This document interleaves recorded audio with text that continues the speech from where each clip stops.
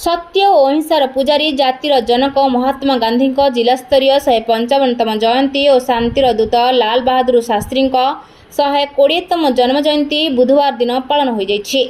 एही कार्यक्रम जिला प्रशासन तत्वावधान में बारिपदा सहर स्थित गांधी पार्क परिसर में जिला सूचना और लोकसंपर्क उपविभाग एवं बारिपदा पौरपालिका मिलित आनुकूल्य अनुष्ठित होइछि।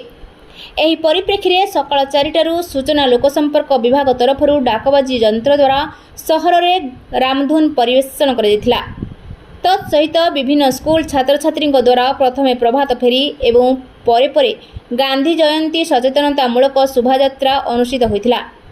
कार्यक्रम में मान्यवर सांसद श्रीमती ममता महंत, मान्यवर विधायक बारिपदा श्रीजुक्त प्रकाश चंद्र सोरेन मुख्य अतिथि भाव जोग देथिबा बेले जिला परिषद अध्यक्षा श्रीमती भारती हांसदा सम्मानित अतिथि भाव जोग देथिले।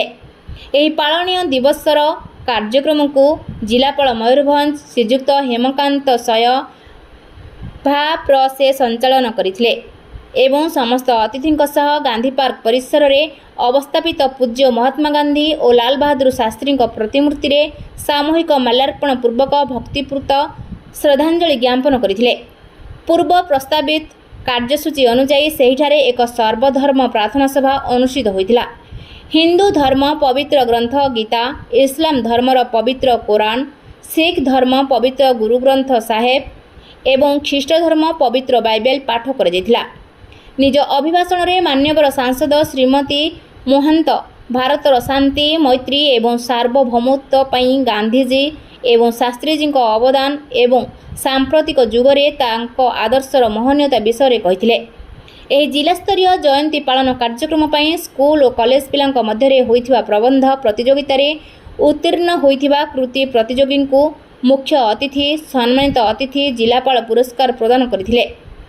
एही कार्यक्रम में जिलापाल समेत उपजिलापाल श्री ईश्वर चंद्र नायक, पौरपालिका निर्वाही अधिकारी डॉक्टर मधुस्मिता सामंतराय, जिला शिक्षा अधिकारी श्री पूर्णचंद्र सेठी, जिला संस्कृति अधिकारी श्री अनंत प्रसाद सेठी, जिला क्रीड़ा अधिकारी श्री अवनी मोहन महंती, जिला शिक्षा विभाग प्रकल्प संयोजक श्री निरंजन नायक प्रमुखों समेत गांधीवादी संगठनर समस्त वरिष्ठ नागरिक माने एही कार्यक्रम में जोग देथिले।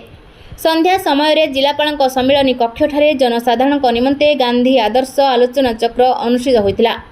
एही कार्यक्रम मुख्य अतिथि भाव अतिरिक्त जिलापाल श्री नेत्रानंद मल्लिक जोग देथिबा बेले आंचलिक महाविद्यालय राजनीति विज्ञान रीडर डॉक्टर संदीप चांद मुख्य वक्ता भाव जोग देथिले एवं गांधी आदर्श एवं चिंताधारा विषय में आलोचना करथिले।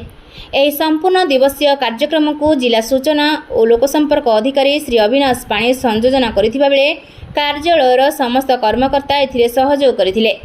पुलिस, स्वास्थ्य एवं अग्निशम सेवा दायित्व रे थिबा समस्त कर्मचारी एवं गणमाध्यम प्रतिनिधि मध्य एही पालनीय दिवस कार्यक्रम को सुचारू रूपे संपादन करथिले।